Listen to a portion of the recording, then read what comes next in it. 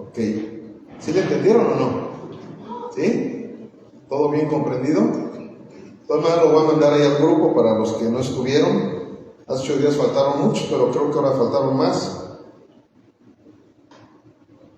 Pero bueno, como hace 8 días dije, estamos los que el Señor quería que estuviéramos y pues aprovechar, ¿verdad?, de la bendición. Entonces vamos a dar inicio con el Evangelio de Marcos. A lo mejor algunos pueden pensar, sobre todo los que nos ven por internet, que hoy vamos a hacer lo que hacen la mayoría de las iglesias, un culto de primicias, pero no, porque no somos judíos, somos cristianos, y esas fiestas de las primicias fueron mandadas a hacer solamente para el pueblo de Israel en el Antiguo Testamento, nada más que en algunos lugares, y lo digo con todo respeto, pero pues lo han usado para pedirle a la gente que venga y que suelte todas sus primicias, sus primeros sueldos, sus primeras ganancias, y no, así no es como actuamos en la iglesia de nuestro Señor Jesucristo.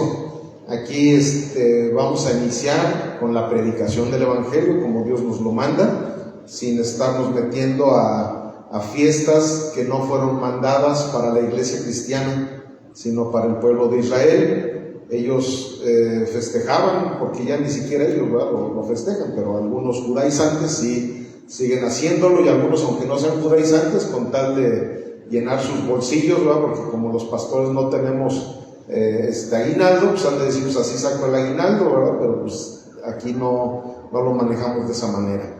Entonces vamos a predicar Marcos 1 al 8, y ya se puso para, pueden poner el título de la predicación del día de hoy. El título tiene por nombre: Prepara tu corazón al Rey. Como ahorita lo vimos ahí en el video del panorama de Marcos, ahí nos está hablando de qué manera es como Marcos empieza a llevar a cabo su trabajo literario en el primer evangelio. Miren, aunque en la Biblia no es el primero, sino el primero es Mateo, en realidad el primer evangelio que se escribió fue Marcos. Este fue el primero, y de hecho fue un ejemplo para los otros 3 evangelios también. Pero cada evangelio tiene un propósito y tiene un auditorio específico. El evangelio de Mateo tiene el propósito de evangelizar a los israelitas. Por eso es que se inicia con la genealogía de nuestro Señor Jesucristo, y hay temas más teológicos que cualquier otro de los evangelios. Ese fue diseñado con el propósito de llegar al pueblo de Israel. Luego el evangelio de Marcos fue con la intención de llegar a los romanos. Es el evangelio que vamos a abordar en estos momentos. Ese fue un evangelio que fue con la intención de que los romanos empezaran a conocer realmente lo que era la palabra de Dios, sobre todo que pues en Roma pues ya había muchas personas que habían escuchado el primer sermón de Pedro en el aposento alto, y muchos ya estaban con esa intención de conocer más de nuestro Señor Jesucristo. Recuerden que la palabra evangelio quiere decir buenas noticias. De hecho, esa palabra era usada no tanto religiosamente, sino era usada bélicamente. En el ejército, cuando había una batalla que se había ganado, decían: ya llegó el evangelio de la guerra que tuvimos. O sea, ya llegó la buena noticia de que tuvimos victoria, de que ganamos. Y de allí fue tomada esa palabra de evangelio para llevarla a cabo en la literatura bíblica. Y como en alguna ocasión se los he dicho, los evangelios a final de cuentas son las biografías teológicas de nuestro Señor Jesucristo. Entonces, por eso la importancia de que nosotros conozcamos perfectamente el evangelio. Hay muchas cosas en el evangelio en donde no las podemos meter a nuestra doctrina, ¿verdad? Porque en el Evangelio todavía estaban en la dispensación de la ley, o sea, todavía no se había abierto la gracia, la iglesia todavía no existía. Nuestro Señor Jesucristo, muchas de las cosas que estuvo hablando fue para poner orden en la religiosidad que se encontraba en aquel entonces, pero muchas de esas enseñanzas las trasladamos a la Biblia, lógicamente. ¿Por qué? Porque son parte de las bases de la doctrina cristiana. Sin embargo, hay cosas que no son doctrina, ¿verdad? ¿Por qué? Porque Jesús habló mucho en parábolas. Jesús llegó a ser hiperbólico en algunas, como cuando él agarra y dice, si tu ojo está pecando, más vale que te lo quites, o si tu mano está pecando, más vale que te la cortes, ¿verdad? Porque es mejor que entres manco y tuerto al reino de los cielos, que tu cuerpo entero se vaya al infierno. Entonces eso no es una doctrina, o sea, eso no nos está diciendo que hagamos eso para poder ir al reino de los cielos, ¿verdad? O sea, entonces hay muchas cosas que tenemos que entenderlas, que los evangelios, a final de cuentas, es la biografía teológica de nuestro Señor Jesucristo, pero no lo podemos tomar enteramente como doctrina. ¿Por qué digo enteramente? Porque claro, muchísimas de las enseñanzas son la base también de lo que Pablo, de lo que Pedro, lo que Juan, lo que Santiago, todos los apóstoles que escribieron las cartas apostólicas, que fueron la base del fundamento de la doctrina cristiana, pues lo tomaron también del Evangelio, ¿verdad? Entonces, todo esto se los digo para que podamos comprender qué es lo que vamos a estar escuchando en las próximas prédicas. Va a ser algo muy interesante. Yo el Evangelio de Marcos lo he estudiado mucho, de hecho yo creo que por eso el Señor me mandó a que ahora se predicara, se expusiera este Evangelio, porque a mí me ha hablado muchísimo el Señor a través del Evangelio de Marcos, y yo sé que a todos nosotros nos va a seguir hablando mucho, ¿verdad? Entonces vamos a leer Marcos 1:1 al 8, que dice así: principio del Evangelio de Jesucristo, Hijo de Dios, como está escrito en Isaías el profeta: he aquí yo envío mi mensajero delante de tu faz, el cual preparará tu camino delante de ti. Voz del que clama en el desierto: preparad el camino del Señor, enderezad sus sendas. Bautizaba Juan en el desierto y predicaba el bautismo de arrepentimiento para perdón de pecados.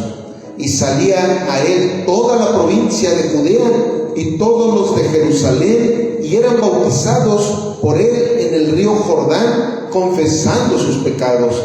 Y Juan estaba vestido de pelo de camello y tenía un cinto de cuero alrededor de sus lomos, y comía langostas y miel silvestre. Y predicaba diciendo: viene tras mí el que es más poderoso que yo, a quien no soy digno de desatar encorvado la correa de su calzado. Yo a la verdad los he bautizado con agua, pero él los bautizará con Espíritu Santo. Amén. Padre, te damos gracias, bendito Dios Todopoderoso, porque hoy hemos estado en este recinto en donde es tu casa, es casa de oración, en donde tú siempre, Padre mío, tienes preparado esa manifestación de tu Espíritu Santo sobre nuestras vidas, tanto cuando estamos cantando, adorando a nuestro Señor Jesucristo, como cuando estamos predicando la palabra de Dios, cuando nos estamos saludando entre nosotros, Señor. En cada momento en el cual estamos en este recinto, tú te manifiestas, Señor, con ese amor entre tu familia, porque te damos gracias porque somos tu familia, Señor. Por eso es que en estos momentos también confiamos en que tú te manifestarás a través del texto sagrado, a través de esta predicación que se ha preparado, sabiendo que en esta predicación nos encontraremos nuevamente contigo, para que tú seas glorificado a través de lo que nosotros aprendamos, Señor. Manifiéstate, te lo rogamos, con poder y con autoridad en nuestras vidas, mi Señor. Te lo pedimos todo esto en el nombre de tu Hijo amado, nuestro Señor y Salvador, Jesús el Cristo. Amén, amén y amén. Como que los veo así como medios aplatanados, así como dicen allá en mi rancho. ¿Estuvieron buenas las fiestas o qué? Los veo muy tranquilitos, muy serenitos. Ahí si se duermen, ahí joden al que se duerma, para que no se pierdan de la bendición de la hermanita Juvenil. Bueno, Miren nada más, aquí estamos viendo algo que nos va dando inmediatamente el carácter de quién es nuestro Dios, ¿verdad? Aquí Juan el Bautista, que como en algunas predicaciones anteriores precisamente se habló un poquito de él, porque ya ven que se estuvo hablando de la usurpación que muchos llegan a querer hacer de la divinidad de nuestro Señor Jesucristo. Y aquí vemos claramente cuando alguien conoce perfectamente con quién está tratando, busca la manera de que todo el mundo sepa que no quiere usurpar a nuestro Señor Jesús, ¿verdad? Que nuestro Señor Jesús tiene un lugar único. Juan el Bautista tenía muchos seguidores, muchos creían que él era el Mesías, muchos creían que como él, de hecho, se manifestó el espíritu de Elías en él. Muchos pensaban que el espíritu de Elías era el espíritu que iba a venir a posar en el Mesías, pero bueno, estaban muy equivocados, ¿verdad? Porque el Mesías no iba a ser un simple profeta. El Mesías era Dios, era como lo vimos también en semanas anteriores, fue el Dios encarnado. Entonces, ¿qué sucede? Que Juan el Bautista no se quería meter en problemas con nadie, y él claramente estaba bautizando a las personas, pero diciéndoles: yo no soy el Mesías, yo no soy el Cristo.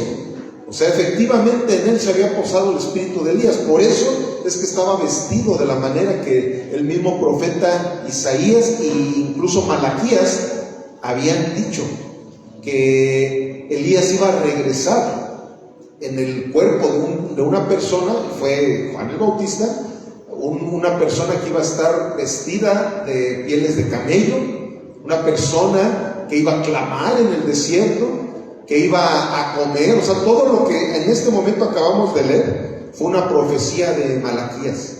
Entonces, allí claramente lo que se había dicho ya en la profecía se estaba cumpliendo, pero no con Cristo, sino con Juan el Bautista. Juan el Bautista en ese momento se presenta tal cual el profeta lo había dicho. Comía, dice que langostas. Nosotros aquí, yo cuando leí por primera vez que Juan el Bautista comía langostas, dije: oh, yo quisiera ser Juan el Bautista, a mí me encanta la langosta, ¿verdad? Pero no se refería a las langostas marinas. Allá en el pueblo hebreo le llaman langosta lo que aquí conocemos como chapulines, que también son bien sabrosos y también son caros, ¿verdad? Pero eso es lo que él comía chapulines con miel. Es un superalimento eso, ¿eh? O sea, él con eso se la pasaba viviendo sin problemas, porque los chapulines tienen muchísima proteína, y luego la miel tiene muchísimas vitaminas, ¿verdad? Entonces, eso es lo que él comía. No crean que eran, a lo mejor muchos de ustedes como yo a un principio teníamos esa idea, se iba al mar y sacaba sus langostas. No. Eran chapulines. Ah, sí. Sí, pues en Oaxaca también ahí los venden, en Hidalgo, ¿verdad? También allá venden chapulines. Bueno, pues aquí también luego, también en ciertas temporadas venden chapulines, y la verdad se los recomiendo, son muy nutritivos. A mí me encantan los chapulines. Pero bueno, no porque sea Juan el Bautista, sino porque aquí en México también tenemos buenos chapulines. Entonces, ¿qué sucede? Que Juan el Bautista claramente estaba mostrándole a la gente que iba a bautizarse en agua con él. Les digo: yo lo estoy bautizando simplemente con agua. O sea, era un ritual de fe el que se estaba manejando en esos momentos. Pero ese ritual no les estaba dando la salvación. Eso también es bueno que muchos evangélicos y muchos religiosos lo entiendan. El bautismo en agua no te da salvación. Aquí claramente se estaba manifestando un acto de contrición que tenía la gente, venían en arrepentimiento. Juan el Bautista los bautizaba en el agua, preparando el camino para cuando nuestro Señor Jesucristo llegara y Él sí los bautizara en el Espíritu Santo, y cuando uno es bautizado en el Espíritu Santo y sí es salvo. Pero esa no es una acción que nosotros hagamos, es una acción que Jesús hace en nuestras vidas. El que nosotros vayamos a las aguas es una acción, es una obra nuestra. Como primeramente Dios ya en cuanto haya chancecito, ya vamos a programar los bautismos para que vayan apuntándose. Gloria ya me dijo que ya está ahí en primer lugar para ser bautizada, y ese bautismo es una obra de fe, pero no una obra de salvación. ¿Me explico? Esto lo tenemos que entender. ¿Por qué? Porque hay personas que dicen que si tú no estás bautizado no vas a poder entrar al reino de los cielos, y eso es una mentira, ¿verdad? ¿Por qué? Porque imagínense, hace 8 días hablamos de Dimas y Gestas, ¿verdad? ¿Se acuerdan? Dimas, ¿qué fue lo que le dijo Jesús? Te digo que hoy mismo tú y yo estaremos en el paraíso con mi Padre. Y no fue bautizado, ni modo que, a ver, espérense, primero bájenlo y vamos a bautizarlo en el río Jordán para que pueda ir. No, o sea, eso es un acto de fe. Como muchas veces lo he comentado, es como el matrimonio. Cuando tú vas a casarte, no vas para amar a tu esposo o a tu esposa, tú vas porque ya lo amas. Simplemente es una confirmación de ese amor que tú quieres demostrarle a la gente, a Dios, por eso te estás casando. Es igualito el bautismo. Yo ya amo a Jesucristo, yo ya soy salvo, y porque ya soy salvo, en mi corazón empezó a nacer el deseo de bautizarme. Si es una señal de que eres salvo, eso sí. Cuando tú pides bautismo en agua, es porque es una señal de que tú ya eres salvo. Porque tienes la necesidad de que delante de la gente les grites de la manera que sea necesaria que tú le perteneces a Jesucristo. Eso es lo que sucede. Pero no quiere decir que cuando vas a las aguas ya vas a salir siendo salvo. No, vas a las aguas porque ya eres salvo. De hecho, yo me percato cuando alguien realmente, hay lugares, es más, en algún tiempo nosotros hacíamos, va a haber bautismo, ¿a quién no está bautizado? Bueno, te apuntamos, te vamos a bautizar. No, yo me espero a que la gente venga y que la gente me diga, pastor, quiero que me bautice. Es más, ha habido gente que ya ha sido bautizada, pero se dieron cuenta de que cuando se bautizaron no eran salvos todavía. Entonces hay veces que llega el pastor, mire, yo me había bautizado en tal lugar, pero quiero que me bautice. Eso es una señal, es una evidencia de que esa persona ya tuvo una buena entrevista con nuestro Señor Jesucristo. Entonces, eso tenemos que entender. Otra cosa bien importante, sobre todo para la iglesia pentecostal, se los digo con todo respeto, pero cuando aquí dice, Él los bautizará con el Espíritu Santo, no tienes que hablar en lenguas para que pienses que ya te bautizaron con el Espíritu Santo.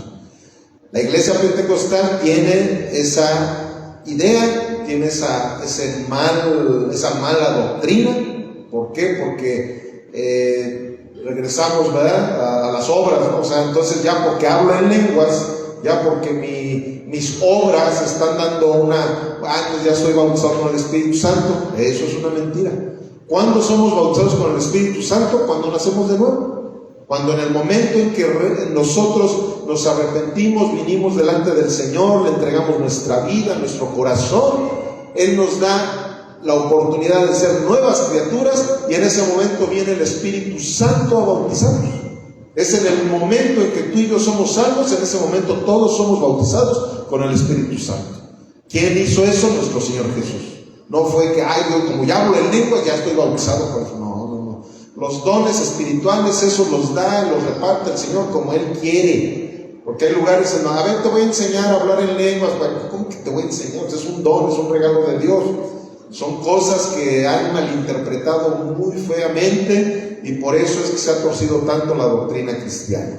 Pero bueno, vamos a continuar con esta primera frase. Dice, cada día es necesario preparar tu corazón para que Jesucristo habite en el trono de tu corazón. O sea, todos los días necesitamos estar preparando. Eso que hizo Juan el Bautista, de estar preparando a la gente, por eso ahí dice que estaba preparando el camino, ¿verdad? Estaba enderezando las sendas para que Jesús llegara. Bueno, eso nosotros lo debemos de hacer internamente todos los días de nuestra vida. Nosotros todos los días de nuestra vida tenemos que tener un acto de contrición, familia, porque todos los días pecamos, ¿o no? O yo soy el único aquí pecador diario. Todos. Entonces todos los días debemos de estar preparando nuestra vida, nuestro corazón, para que Jesús se sienta a gusto en nuestros corazones, se sienta bien. Cuando tú quieres recibir a alguien en tu casa, No sé ustedes, pero si yo va a llegar alguien a mi casa que es de suma importancia, no cuando llega el cobrador, ¿verdad? Y cuando ese no preparo la casa, pero cuando va a llegar alguien que quiero, que aprecio, cuando uno de ustedes van a la casa, cuando llega, ahora que llegaron mis familiares de México, preparo la casa para que esté cómoda, para que ellos se sientan cómodos, si quieran, digan, ay, qué padre es estar allá en Celaya con mi familiar, ¿verdad? Qué bonito. Entonces, de la misma manera nosotros tenemos que hacer eso. Nosotros tenemos que preparar siempre nuestro corazón para que Jesucristo esté a gusto. Él habita en nuestras vidas, Él ha puesto su vida en la nuestra. Si nosotros realmente hemos creído lo que el Evangelio dice, si nosotros amamos a nuestro Señor, esa es la manera. Esa es la manera. No tenemos nosotros en ningún momento que estar espantando al Espíritu Santo de nuestras vidas con una casa toda cochina, toda sucia. Al Espíritu Santo no le gusta vivir en un lugar sucio. Nosotros necesitamos siempre buscar la manera de que Él se sienta a gusto en nuestras vidas, preparar esa habitación para que tengamos la intimidad con Él necesaria, de una manera correcta, de una manera amorosa. ¿Ok? Y vamos a hacer la exégesis de nuestra cita en Marcos 1:1.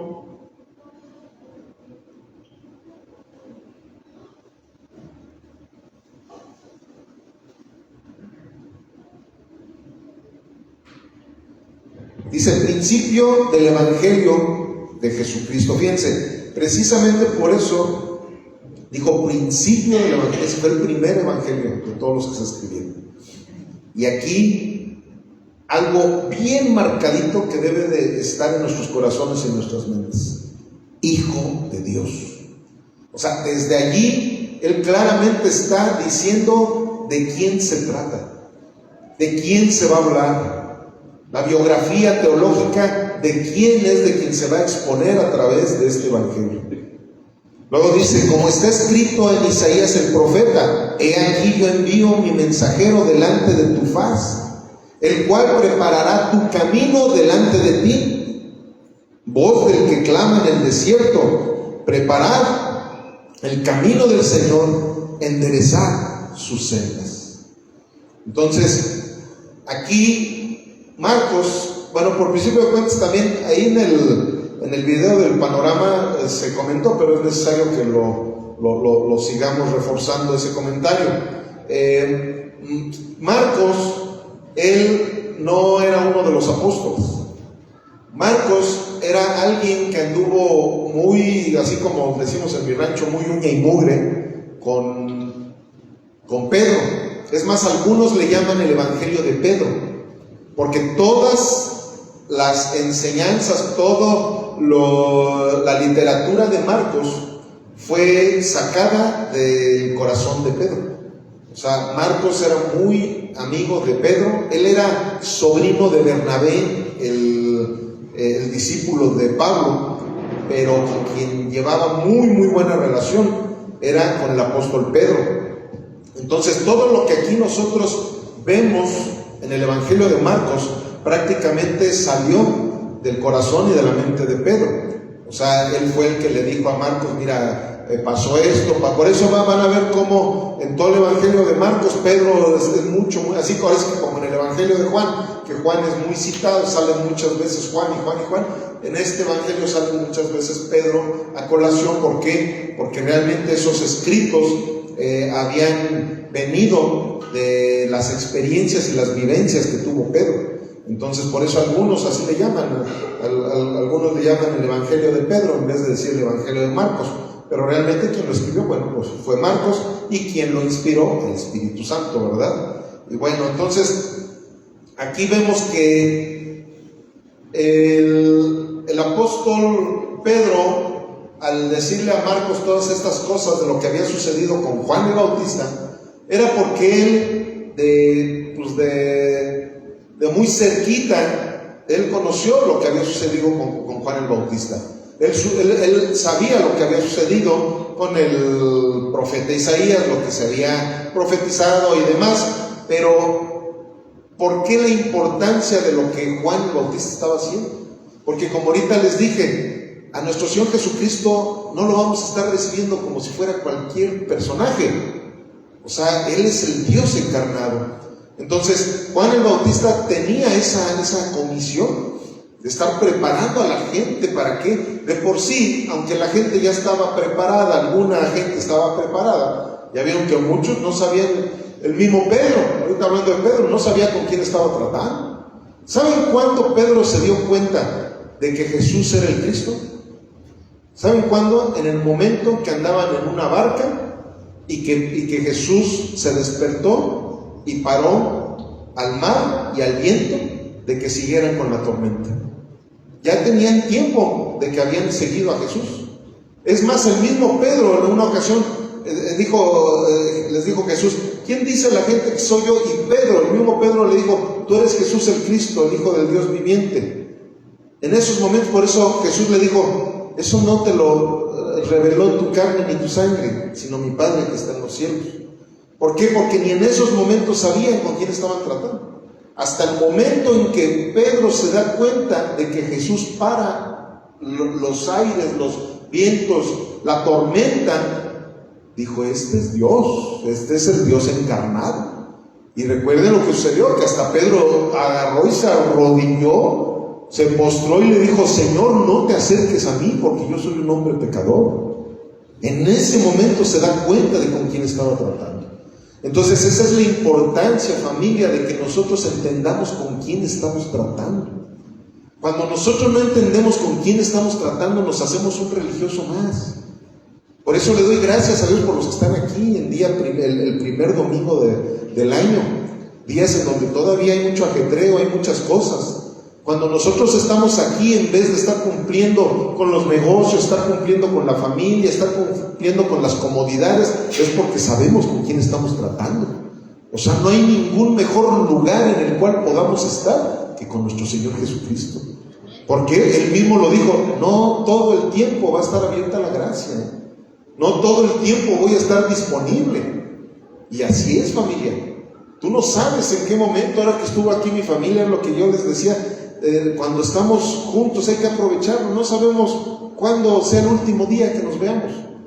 Nosotros, la familia, teníamos una tradición donde veníamos alrededor de 60, 70 personas cada Semana Santa al Hotel Campestre. Ahí nos reuníamos toda la familia y la pasábamos muy a gusto. Venía familia de Estados Unidos, de aquí de Querétaro, la mayoría eran de la Ciudad de México, y nos la pasábamos muy a gusto, hasta que un día se rompió esa tradición. Esa tradición duró como 38 años, y un día se rompió esa tradición. Y ahora que estaban aquí mis papás, les decía, ¿se acuerdan? Y ellos con mucha añoranza: no, qué bonito y eso. Le digo: te puedo apostar que ni siquiera nos dimos cuenta de cuándo fue la última vez que nos reunimos todos. Se rompió la tradición. Porque si hubiéramos sabido cuál iba a ser la última vez, hubiéramos disfrutado más. Nos hubiéramos tratado de estar en otro tipo de coinonía más allegada a la que normalmente teníamos. Bueno, lo mismo sucede con nuestro Señor y Salvador. No sabemos en qué momento Él levante su gracia y diga: ahora sí, ya hasta aquí llegó la gracia, ¿verdad? Entonces, no hay como que nosotros podamos comprender con quién estemos tratando. Si nosotros entendemos con quién estamos tratando, nos pasaría algo muy similar a lo que le sucedió a Pedro. O sea, nosotros no nos sentiríamos dignos, y al no sentirnos dignos y vemos que Él nos da esa dignidad, no la vamos a desaprovechar. Vamos a estar tratando de vivir íntimamente con Él todos los días de nuestra vida. Todo el tiempo vamos a tratar de estar viviendo en intimidad con nuestro Señor Jesucristo. La predicación endereza nuestro corazón, que será usado para que Cristo haga su vida plenamente.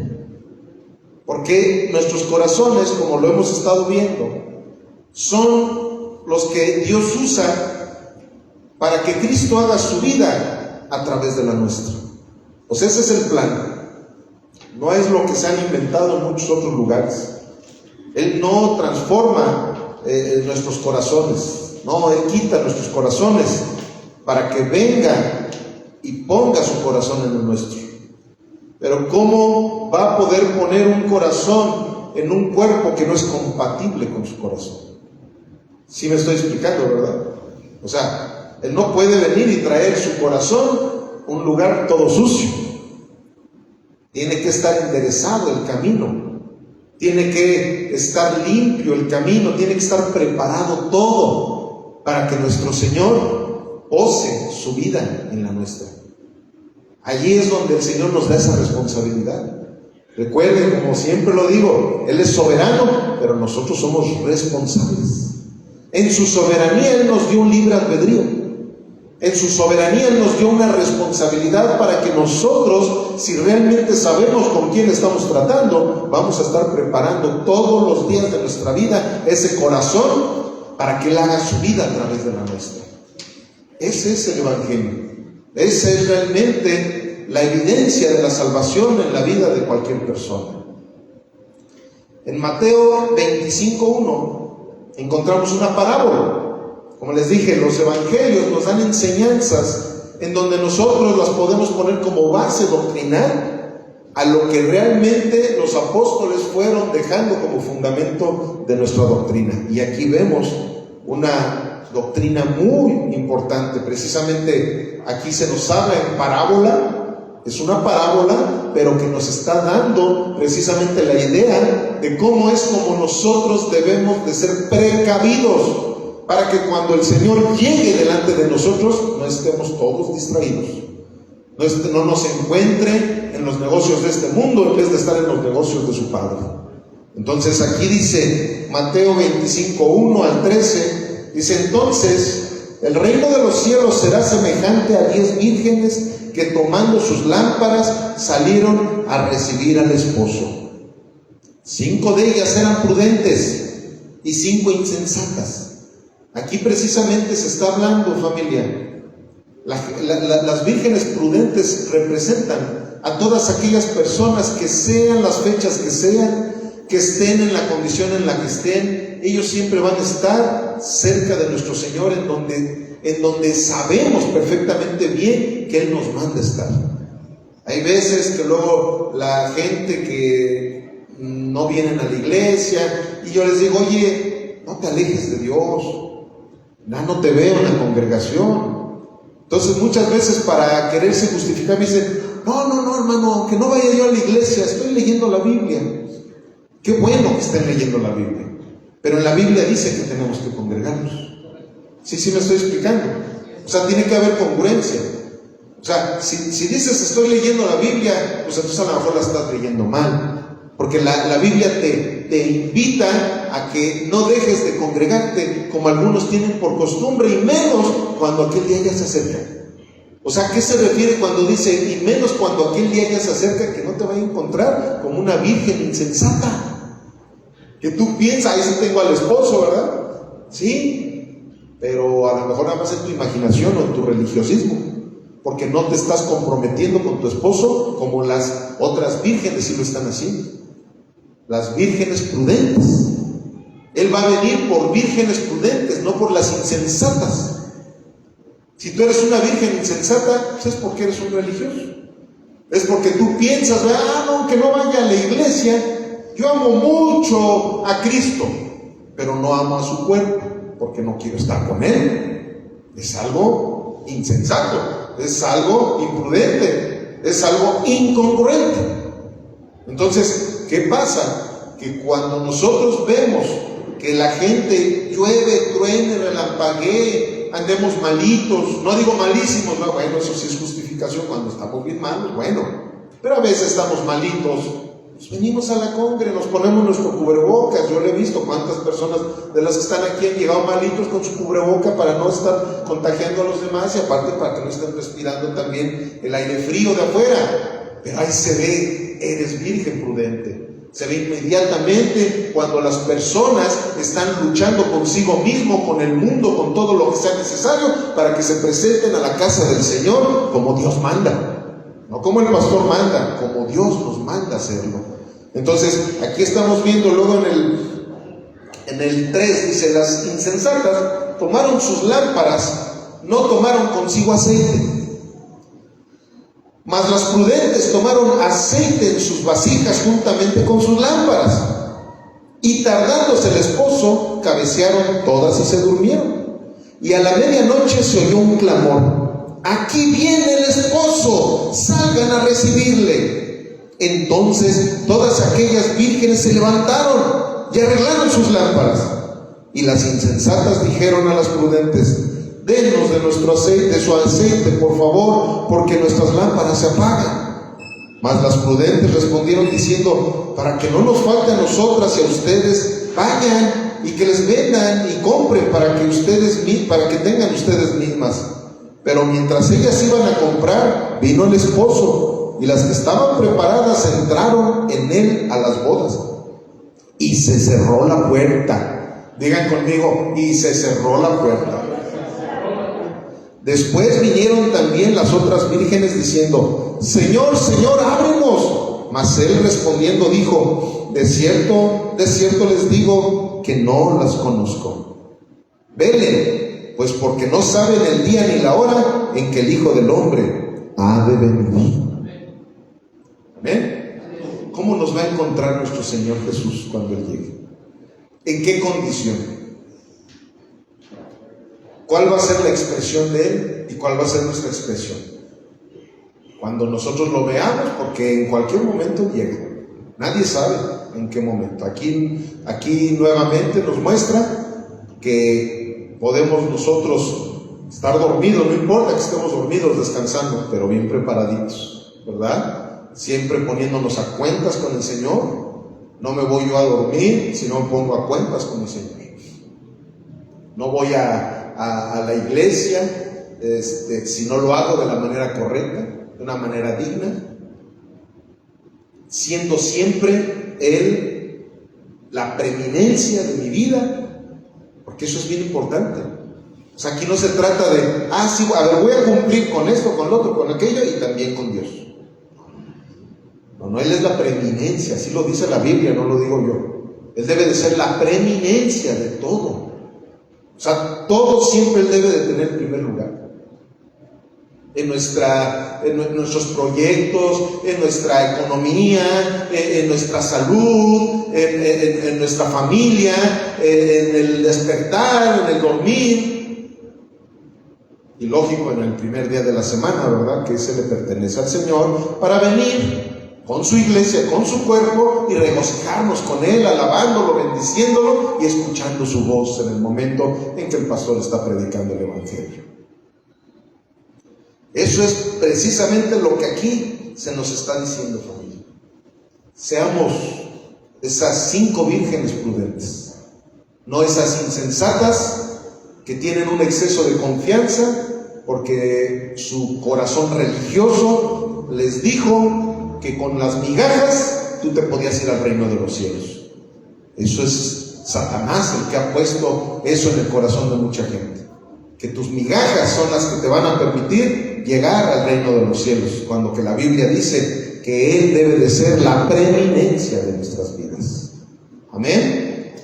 Continuamos. Marcos 1, 4 y 5 dice: bautizaba Juan en el desierto y predicaba el bautismo de arrepentimiento para perdón de pecados, y salía a él toda la provincia de Judea y todos los de Jerusalén, y eran bautizados por él en el río Jordán, confesando sus pecados.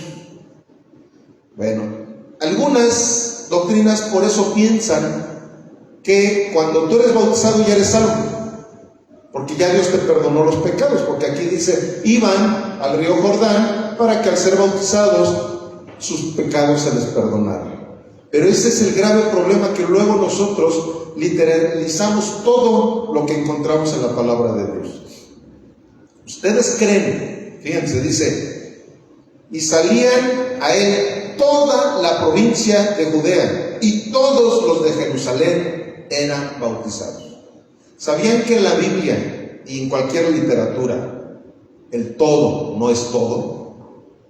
O sea, lógico. O sea, son hiperbolismos que muchas veces los escritores manejan, así como nosotros, ¿verdad? No hombre, caminé 1000 kilómetros para poder llegar a tal lugar. Me muero del cansancio, ¿verdad? O sea, ¿realmente te estás muriendo? ¿Realmente caminaste 1000 kilómetros? Es hiperbolismo. Lo mismo estaba sucediendo aquí. El escritor estaba siendo hiperbólico. O sea, imagínense, toda Jerusalén no estaba yendo a ser bautizada. Empezando por todos los romanos que vivían en Jerusalén, empezando por todos los aquellos que andaban en religiones que no querían saber nada de Juan el Bautista. Simplemente a Juan el Bautista, ¿qué hicieron? Lo descabecharon, ¿verdad? O sea, no eran todos. Es un hiperbolismo. Entonces, de la misma manera, aquí se está hablando de que esto era un preámbulo para el perdón de sus pecados. Eso era lo que estaba sucediendo en ese bautismo. O sea, era un preámbulo para que cuando llegara el Mesías, de hecho, si ustedes lo ven, lo vamos a estar viendo más adelante en la Escritura, todos los que eran los discípulos de Juan el Bautista se convirtieron en discípulos de Jesús. Y fueron salvos, fueron perdonados sus pecados, porque ellos ya estaban preparando sus corazones para que cuando Jesús llegara, los bautizara en el Espíritu Santo. Y ahora sí fueran salvos. ¿Sí me estoy explicando, verdad, familia? Pero la gente, como dice, es que el bautismo en agua dice que es para perdón de pecados. Entonces el bautismo es necesario ¿para qué? Para que sea salvo. Y no es así. No es así. La única salvación viene por gracia, viene por Jesús, por su amor, es un regalo inmerecido. ¿Ok? Una actitud de arrepentimiento es la puerta para que Jesucristo establezca su estadía en tu corazón. Esa actitud de arrepentimiento es la que te va a dar la oportunidad de que se limpie ese corazón. ¿Por qué? ¿Verdad? Porque ahorita yo decía, bueno, Jesús necesita una casa limpia, pero ¿cómo la voy a limpiar? Con tu actitud, con la mía. ¿Cuál actitud? De arrepentimiento. Esa es la actitud de arrepentimiento. Es la única. Pero sin humildad no puede haber arrepentimiento, familia. Por eso es que Jesús dice claramente que Él aborrece la soberbia, pero da gracia al humilde. ¿Por qué da gracia al humilde? Porque el humilde se arrepiente. El soberbio no se arrepiente. ¿Verdad? ¿Sí están poniendo atención, chavos? Si no, los paso acá al frente. Entonces, si nosotros no entendemos esta parte, no hemos entendido nada del Evangelio. O sea, nuestra actitud debe de ser un continuo arrepentimiento. Señor, perdóname porque te fallé en esto. Señor, yo no me había dado cuenta, pero ahora en la predicación del domingo el pastor habló sobre este tema, avalado en la palabra de Dios, y me di cuenta que te estoy fallando. Perdóname, Señor. Eso es preparar. Eso es preparar el campo, preparar la casa, preparar la habitación para que Jesús pueda posar, habitar, vivir en ese lugar. Esa es la actitud. Sin esa actitud nunca vamos a poder tener el privilegio de la salvación. Así de simple y de sencillo. En Proverbios 28:13 dice así la palabra: el que encubre sus pecados no prosperará, mas el que los confiesa y se aparta alcanzará misericordia.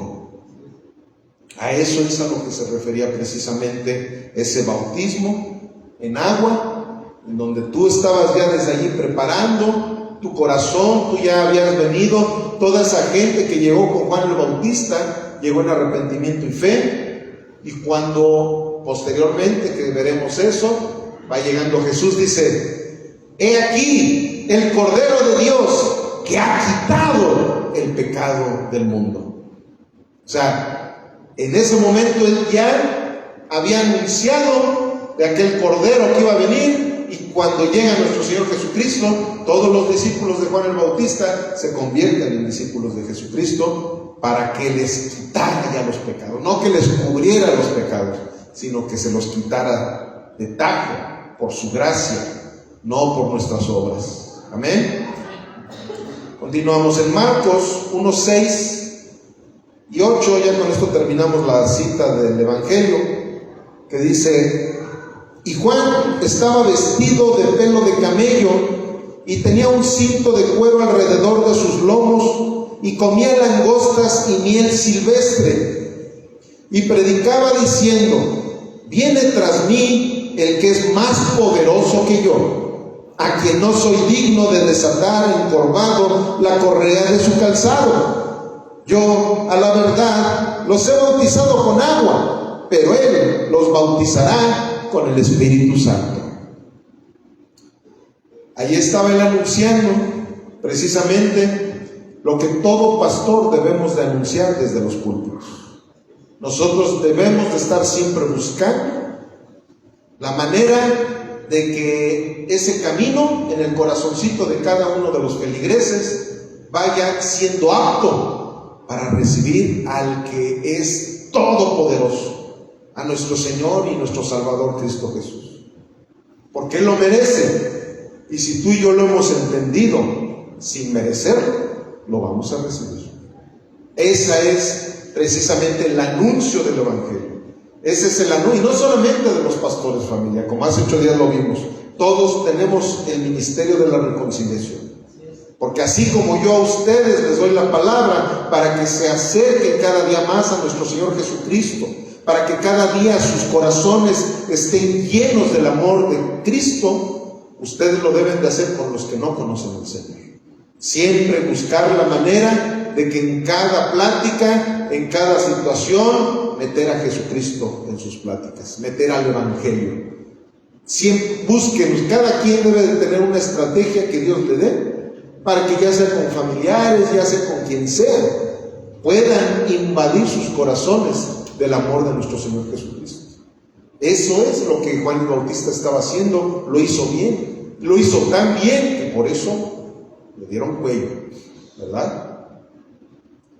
La manifestación esencial de que el Espíritu te bautizó y habita en ti es una vida de piedad y apasionada por obedecer los estatutos de Dios. Esto es sumamente importante también que lo entendamos.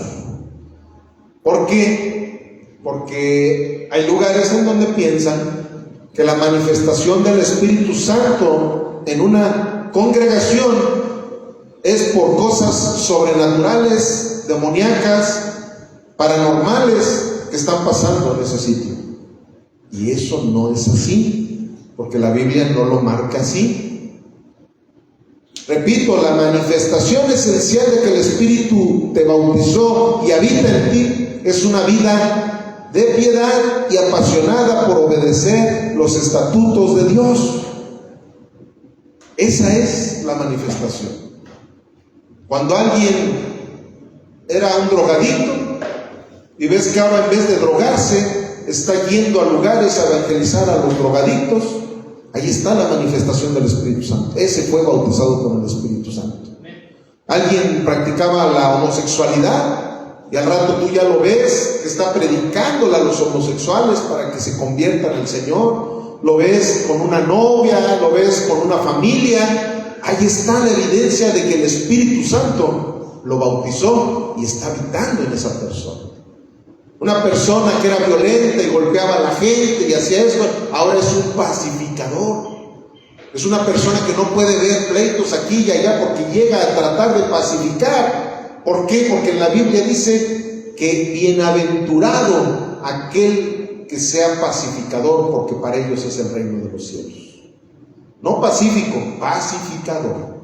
Es bueno ser pacífico, pero es mejor ser pacificador. ¿Por qué? Porque no solamente vas a ser pacífico tú, sino vas a estar ayudando a que las demás personas estén en paz. ¿Se escucharon, chavos, que ya estamos terminando? Ya pasen, ¿no? Bueno, vamos a ponernos de pie, familia, para la dedicación. De hecho, hoy vamos a tener Cena del Señor, que es el primer domingo del año, y hoy vamos a...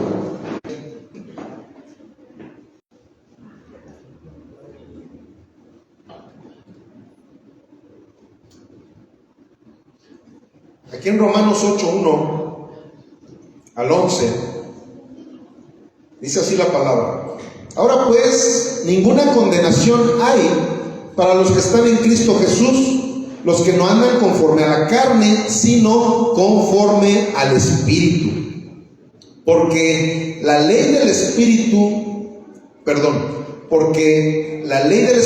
de vida en Cristo Jesús me ha librado de la ley del pecado y de la muerte.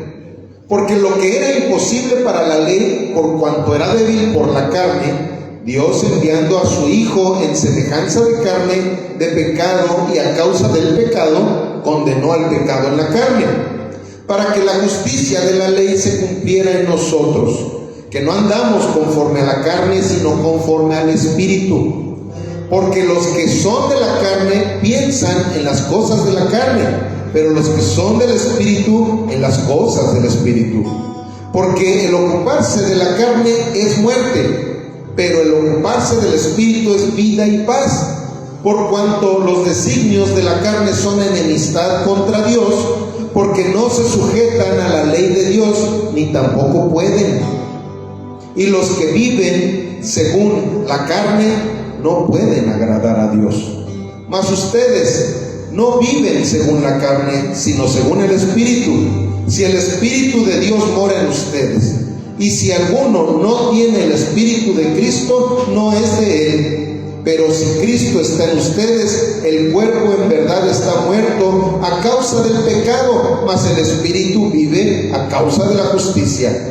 Y si el Espíritu de aquel que levantó de los muertos a Jesús mora en ustedes, el que levantó de los muertos a Cristo Jesús vivificará también sus cuerpos mortales por su Espíritu que mora en ustedes. ¿Ok? ¿Está bien claro? Si vivimos en el Espíritu, pues vamos a hacer las cosas que la Biblia dice que debemos de hacer. Si vivimos en la carne, pues vamos a estar en contra de lo que la Biblia dice que debemos de hacer. Vivamos en el Espíritu, dice aquí el apóstol Pablo, y aquí el pastor Bernardo dice lo mismo. Vivamos en el Espíritu. Estamos iniciando un nuevo año. No sé lo que represente para cada uno de ustedes que en el calendario se esté iniciando el 2025, pero yo siempre busco la oportunidad de decirle al Señor: hasta aquí tú me has bendecido, y en agradecimiento a esa bendición yo buscaré la manera de ser más agradecido. Tenemos que ser muy agradecidos, familia. Tenemos que entender, efectivamente la Biblia habla de primicias, pero no de la manera religiosa como mucha gente lo ha hecho. Pero sí la Biblia habla de que Él es nuestra preeminencia. Y si hoy es el primer domingo del año, es el primer culto que tenemos en esta iglesia, es porque es algo muy especial. Qué bueno por cada uno de los que estamos aquí presentes, los que están también en internet, porque tenemos también congregantes cibernéticos.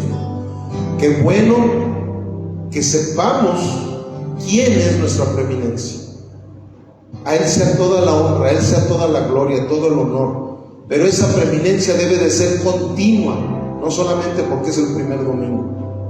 Nosotros debemos de entregarle nuestra vida completa. ¿Por qué? Porque ese es el sacrificio que Él esperaba de nosotros por haber muerto en el Calvario. Ser un sacrificio vivo, santo, agradable delante de nuestro Señor. Nosotros no podemos presentarnos como un sacrificio delante de nuestro Señor si no somos santos. ¿Cómo vamos a ser agradables delante de nuestro Dios si no hemos preparado nuestros corazones con esa humildad de venir en arrepentimiento, de venir en esa fe que necesitamos tener para que Él habite en nuestras vidas, en nuestros corazones, y que ahora nosotros nos sujetemos completamente a su voluntad? Que nuestro propósito de este nuevo año sea cumplir con todos sus propósitos del Señor. Eso nos conviene a todos, eso nos conviene. Cuando nosotros nos sujetamos a sus propósitos, cuando nosotros nos sujetamos a sus mandamientos, a sus estatutos, a sus decretos, todo fue diseñado para tu bien y para el mío. Por eso la palabra dice que para todos aquellos que amamos a nuestro Señor Jesucristo, todas las cosas que nos pasen nos ayudarán para nuestro bien. porque estamos sujetos al propósito del Señor, estamos en su mano. Cuando nosotros estamos en su mano, el mal no puede llegar a nosotros, porque tendría primero que atravesar la mano de Cristo. Sujetémonos al Señor, vivamos piadosamente, vivamos con ese amor, con esa pasión por Cristo y por su reino. Amén, familia. Amén. Señor, te damos gracias porque esta prédica fue algo muy hermoso para todos nosotros. Te pedimos, mi Dios, que tú seas glorificado en nuestras vidas, en cada momento y en cada lugar, para que esta predicación no regrese vacía, sino que haga un rema en el corazón y en la vida de todos los que estamos aquí presentes, mi Señor. Vivifícate en cada uno de nosotros. Te lo pedimos en Cristo Jesús.